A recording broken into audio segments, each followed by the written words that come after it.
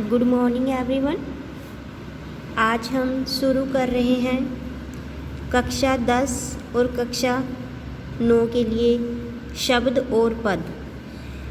कक्षा 10 के लिए इसमें से जो आपके फाइनल एग्ज़ाम होंगे 8 नंबर का आपके पास पेपर में आएगा, 8 मार्क्स आपके पास आएंगे।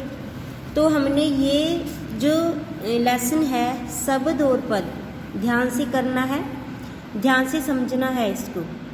देखिए शब्द क्या होता है। शब्द एक से अधिक वर्णों के सार्थक मेल से बनी स्वतंत्र इकाई को शब्द कहते हैं। हाँ जी, वर्ण क्या होते हैं? वर्ण होते हैं जैसे हमारे पास है आ, छोटी ई, बड़ी ई, ये वर्ण होते हैं। ठीक है, तो इन वर्णों के सार्थक मेल से बनी स्वतंत्र इकाई को हम शब्द कहते हैं। कैसे? देखिए इसमें एक या एक से अधिक वर्णों के सार्थक मेल से बनी स्वतंत्र इकाई को शब्द कहते हैं। वर्ण क्या है? का या फिर आ या फिर माँ, ये सारे हमारे पास क्या हैं? वर्ण हैं। तो इनको जोड़ने से क्या बन जाता है? शब्द बन जाता है। कैसे? जैसे हमारे पास शब्द है भारत, तो वर्ण कैसे बनेंगे इसके? भा, आ, भा को हलंत करो, उसके हलंत हो जाएगा। उसके बाद आएगा रा, फिर हलंत, आ, फिर ता हलंत हो जाएगा। ये जो हमारे पास स्वर हैं, जैसे आ हो गया, यहाँ आ हो गया, ये कभी हलंत नहीं होते, हलंत हमेशा व्यंजन होंगे। तो ये वर्ण, इन वर्णों को मिलाकर जो सार्थक शब्द बना है, क्या बना है? भारत। तो इसको हम क्या कहेंगे? शब्द। और इन शब्दों को जब पदों के रूप में प्रयोग किया जाता है, तब क्या बन जाता है? हमारे पास पदबद्ध बन जाता है। अब देखिए अर्थ के आधार पर जो है शब्द के दो भेद हैं। ये जो मैं आपको अब समझा रही हूँ, अर्थ के आधार पर शब्द के दो भेद, ये केवल हमने देखने हैं, इसके भेद देखने हैं। जैसे सार्थक शब्द, जिन शब्दों का स्पष्ट अर्थ निकलता हो, जैसे चाय वर्ड है हमारे पास, चाय सार्थक शब्द है, हमें पता है चाय। एक होता है वाय, चाय वाय, मुझे चाय वाय पिलाओ। वाय क्या होता है? निर्थक शब्द है, और चाय हमारे पास सार्थक शब्द है। तो सार्थक शब्द होते हैं जिनका स्पष्ट अर्थ निकलता है, और निर्थक शब्द होते हैं जिनका स्पष्ट अर्थ नहीं निकलता है। उसके बाद देखिए हमारे पास आता है पद। आपको ये शब्द समझ में आ गया होगा सभी को कि एक से अधिक वर्णों के सार्थक मेल से बनी स्वतंत्र इकाई को शब्द कहते हैं। अब आता है हमारे पास पद। व्याकरणिक नियमों में बंधकर जब शब्द किसी वाक्य में प्रयुक्त होता है, हाँ जी, अब जब ये शब्द जो है किसी वाक्य में प्रयुक्त हो तो वह क्या कहलाता है? पद कहलाता है। कैसे? जैसे हमें तिरंगे पर नाज है। तिरंगा क्या है? इसमें शब्द है, और इन शब्दों से क्या बना है हमारा? ये वाक्य बन जाता है। इन पदों को मिलाकर एक वाक्य बन जाता है। अब देखो शब्दों का वर्गीकरण किया गया है। अर्थ की दृष्टि से शब्द के 8 भेद होते हैं, इतिहास की दृष्टि से इसके 4 भेद होते हैं, और रचना की दृष्टि से इसके 3 भेद होते हैं, और शब्द की रूपांतरण की दृष्टि से 2 भेद होते हैं, प्रयोग की दृष्टि से 2 भेद होते हैं, और पदबंध। अब आता है हमारे पास पदबंध। किसे कहते हैं? पदबंध के प्रकार। पदबंध के प्रकार समझने से पहले हमें ये पता होना चाहिए कि पदबंध होता क्या है पदबंध, फिर हम इसके प्रकार को कर पाएंगे। देखिए कई पदों के जोड़ से बनने वाला वाक्यांश, कई पदों के जोड़ से बनने वाला वाक्यांश क्या कहलाता है? पदबंध कहलाता है। पदबंध का क्या अर्थ होता है? पदों में बंधा हुआ। हम ये भी कह सकते हैं कि पदबंध की डेफिनेशन, अगर हमारी डेफिनेशन नहीं याद रहती है तो हम ये भी बोल सकते हैं कि जो पदों में बंधा हुआ हो उसे हम क्या कहेंगे? पदबंध। और उठाकर एक उदाहरण दे दो, जैसे राम मुंबई गया था, या फिर मुंबई से आया हुआ लड़का बहुत समझदार है। उपयुक्त। अब देख रहे हैं पदबंध के रूप कितने प्रकार के होते हैं? पदबंध 5 प्रकार के होती है। संज्ञा पदबंध। संज्ञा क्या होती है? संज्ञा जब हमें किसी नाम को संज्ञा कहते हैं। अगर सिंपली इसकी परिभाषा देखी जाए कि नाम को हम संज्ञा कहते हैं। सर्वनाम क्या है? जो संज्ञा के स्थान पे प्रयुक्त होते हैं। संज्ञा के स्थान पर कैसे? जैसे राम खाना खाता है, वह दिल्ली जाता है। अब राम हमने यहाँ पर प्रयोग नहीं किया शब्द, तो क्या वह, तो वह क्या है? सर्वनाम, जो संज्ञा के स्थान पर प्रयुक्त होते हैं।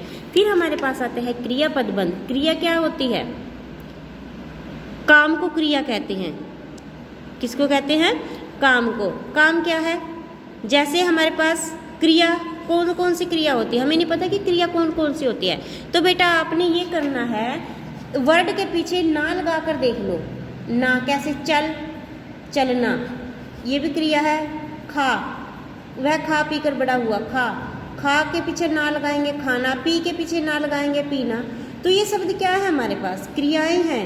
खाना, पीना, चलना, दौड़ना, सोना, रोना, ये सब क्या है? हमारी क्रियाएं हैं। फिर आता है हमारे पास क्रिया विशेषण प्रबंध। क्रिया विशेषण प्रबंध क्या है? जो विशेषता को बताए वो क्रिया विशेषण। किसकी विशेषता को? क्रिया की विशेषता को। क्या है क्रिया की विशेषता? नितिन पढ़ते पढ़ते सो गया, कि वह पढ़ते पढ़ते, क्या आएगा इसमें? क्रिया विशेषण पढ़ते पढ़ते। और नितिन क्या है? यह क्रिया है न, सॉरी, नितिन है संज्ञा और सोना क्या हो गया? क्रिया। ये था हमारा पदबंध। अब देखिए इसके बाद हम चलते हैं कि ये जो हमारा लेसन है इसको हमें ध्यान से करना है। अब हम इसके उदाहरण देखेंगे। एक्सरसाइज कि पदों का परिचय दीजिए। आपके पास बेटे पेपर में किस तरह से आएगा 10th क्लास कि उसे बहुत जल्दी क्रोध आता है, तो वो क्रोध पे अंडरलाइन कर देगा और पूछ लेगा कि पदों का परिचय दीजिए। तो परिचय किस प्रकार से आपको देना है? देखिए, क्रोध क्या है? क्रोध क्या है हमारे पास? संज्ञा है। ये क्या क्रोध संज्ञा है? हाँ, ये संज्ञा है। कौन सी संज्ञा है? अगर आपको नहीं पता है कि कौन सी संज्ञा है तो सीधा लिख दो इसका परिचय देते टाइम कि यह संज्ञा है। ठीक है। वैसे संज्ञा कौन सी है? ये भाववाचक संज्ञा है। अगर हमें नहीं पता है कि संज्ञा कौन सी है तो हम लिख सकते हैं कि यह संज्ञा है और इसका परिचय दो। क्या परिचय है इसका क्रोध का? और आएगा ये पुल्लिंग है या स्त्रीलिंग है? क्रोध कैसे पता चलेगा कि ये पुल्लिंग है और स्त्रीलिंग है? हम इसके पीछे था थी लगा कर देख लेंगे। क्रोध था, क्रोध थी, क्रोध थी कुछ होता है, क्रोध था, तो इसका मतलब ये कौन सा लिंग आएगा? इसमें पुल्लिंग आएगा। तो ये हमारे पास बन जाएगा पुल्लिंग। और उसके बाद अगला क्या है? ये इसमें आगे आएगा कि यह एक वचन है। क्रोध, क्रोध, उसे क्रोध आ रहा था या थे, क्रोध आ रहे थे। कभी भी क्रोध बहुवचन नहीं होता, हमेशा एक वचन रहता है। और क्या आएगा इसके परिचय में? ये एक वचन है। आया समझ में? तो उसके बाद हम अगला जितनी ज़्यादा हम इसकी प्रैक्टिस करेंगे, अभ्यास करेंगे, हमें पदबंध उतने ही ज़्यादा आएंगे। अब हम देखते हैं इसमें क्या है कि जैसे उसकी पढ़ाई अच्छी चल रही है, उसकी पढ़ाई अच्छी चल रही है, अच्छी चल रही है। और अच्छी पे एग्ज़ाम वाला जो है अंडरलाइन कर देगा। तो कैसे हम अच्छी का परिचय दे पाएंगे? अच्छी, बोलिए क्या है ये? क्या ये अच्छा होना जैसे विशेषण है? हमारा स्कूल बहुत अच्छा है, बहुत सुंदर है, सुंदर है, अच्छा है, ये सारे क्या आ जाएंगे? विशेषण आ जाएंगे। क्या आ जाएंगे? विशेषण आ जाएंगे। एक परिचय तो ये परिचय में ये आ जाएगा कि ये विशेषण है। दूसरा क्या है? अच्छा होना, किसी का गुण है, तो ये क्या आ जाएगा? गुणवाचक है। क्या आ जाएगा? ये गुणवाचक है। तो यहाँ पर हम लिख देंगे कि यह गुणवाचक है। और क्या आएगा इसके उसमें परिचय में? अच्छा, अच्छे को डिफाइन करना है हमें। इसमें आएगा कि यह संज्ञा है। अच्छा संज्ञा से संबंधित है। और अब अच्छी को हम, अच्छी पुल्लिंग है या स्त्रीलिंग है? साफ पता चल रहा है वर्डों से कि यह स्त्रीलिंग है, तो यहाँ पर आ जाएगा कि यह स्त्रीलिंग है। ठीक है। तो ये था हमारा शब्द परिचय। अगर बच्चों आपको समझ में आ गया है तो ठीक है। अगर एक बार इसको करके देख लेना, जितना ज़्यादा हम ये 4 नंबर बिल्कुल भी एग्ज़ाम में नहीं छोड़ सकते। जितनी व्याकरण जितनी ज़्यादा करोगे उतनी ज़्यादा आपके समझ में आएगी। इसकी हमने सिर्फ प्रैक्टिस करनी है, अभ्यास देखना है। डेफिनेशन देखने के बाद हमने अभ्यास देखना है। तो ये 4 नंबर हमने बिल्कुल भी नहीं छोड़ने हैं। 4 के तो हमारे इस तरह से आ जाएंगे। और फिर 2 मार्क्स के हमारे पास पद की डेफिनेशन दो।